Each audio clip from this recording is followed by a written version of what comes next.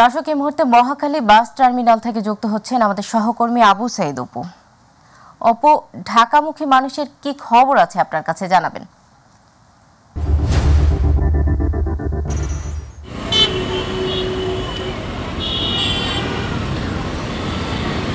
সদা আপনাকে ধন্যবাদ। আসলে আপনার মাধ্যমে দর্শকদেরকে জানাতে হয় ঈদের আজকে চতুর্থ দিন, এবং ওই চতুর্থ দিনে কিন্তু আসলে যারা ঈদের আগে যারা পরিবার পরিজনের সাথে ঈদ আনন্দ উপভোগ করার জন্য আপনিরে ছুটে গিয়েছিলেন, তারা কিন্তু ফিরে আসছেন রাজধানী ঢাকায়। কারণ গতকালকে কিন্তু সরকারি ছুটি, সে সরকারে কিন্তু আজকে বৃহস্পতিবারও কিন্তু অনেক লোকজন আসছে, কারণ অনেক সরকারি বেসরকারি প্রতিষ্ঠান সেগুলো খুলে গেছে এবং কর্মব্যস্ততা শুরু হয়ে গেছে।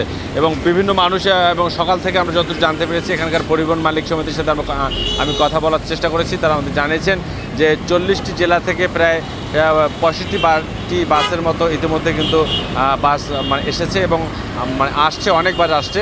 তবে যারা আসলে ছুটি পাননি আর কি, আসলে ঠিক এই সময়টাতে যারা ছুটি পেয়েছেন তারা কিন্তু আসলে পরিবার পরিজন নিয়ে এসে আপন নিরে ছুটে যাচ্ছেন।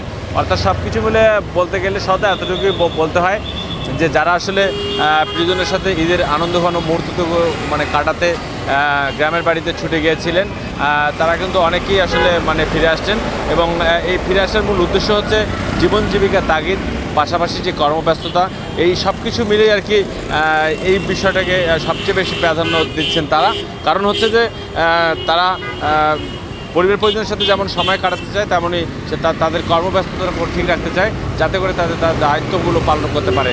তো সব কিছু মিলে বলতে গেলে সদা মহাখালী বাস টার্মিনাল থেকে এটাই ছিল আমার কাছে সর্বশেষ খবর। তবে গাবতলী বাস টার্মিনাল এবং সায়দাবাদ বাস টার্মিনালের একই চিত্র আমরা সকাল থেকে দেখতে পেরেছি।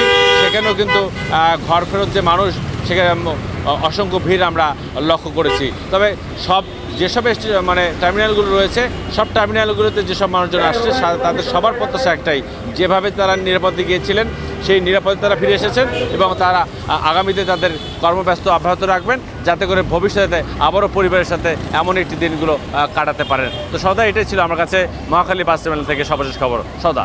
অপু, আপনাকে ধন্যবাদ। দর্শক, মহাখালী থেকে ঢাকামুখী মানুষের খবরাখবর জানাচ্ছিলেন আমাদের সহকর্মী আবু সাইদ অপু।